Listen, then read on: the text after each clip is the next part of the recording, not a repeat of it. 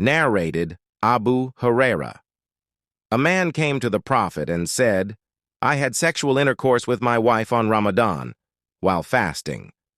The Prophet asked him, Can you afford to manumit a slave? He replied in the negative. The Prophet asked him, Can you fast for 2 successive months? He replied in the negative. He asked him, Can you afford to feed 60 poor persons? He replied in the negative. Abu Huraira added, Then a basket full of dates was brought to the Prophet, and he said to that man, Feed poor people, with this by way of atonement. He said, Should I feed it? To poorer people than we. There is no poorer house than ours between its Medina's mountains. The Prophet said, Then feed your family with it. Narrated Ibn Abbas.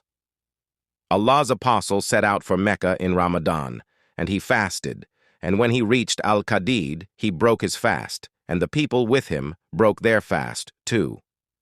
Abu Abdullah said, Al-Qadid is a land covered with water between Usfan and Qudayd.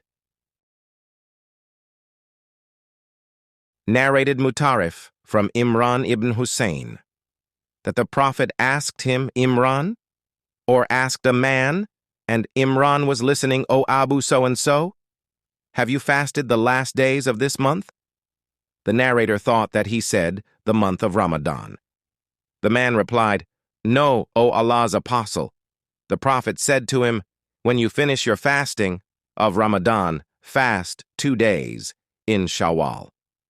Through another series of narrators, Imran said, The Prophet said, Have you fasted the last days of Shaban?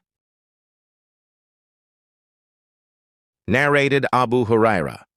Allah's apostle said, Whoever prayed at night the whole month of Ramadan out of sincere faith and hoping for a reward from Allah, then all his previous sins will be forgiven.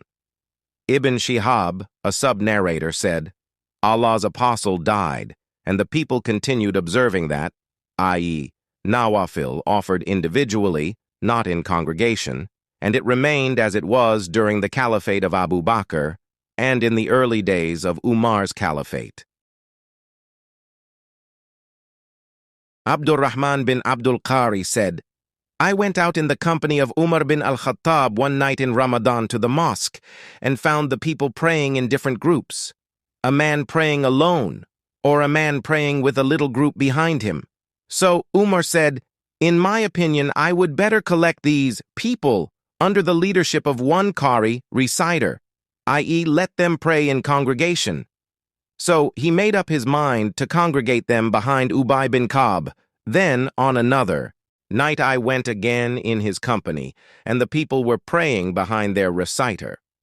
On that, Umar remarked, What an excellent bid'ah, i.e., innovation in religion this is, but the prayer which they do not perform, but sleep at its time is better than the one they are offering. He meant the prayer in the last part of the night. In those days, people used to pray in the early part of the night. Narrated Abu Salama bin Abdurrahman that he asked Aisha, How was the prayer of Allah's apostle in Ramadan? She replied, He did not pray more than 11 rakat in Ramadan or in any other month. He used to pray 4 rakat, let alone their beauty and length.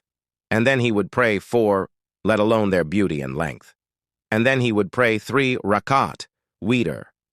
She added, I asked, O Allah's apostle, do you sleep before praying the witr? He replied, O Aisha, my eyes sleep, but my heart does not sleep.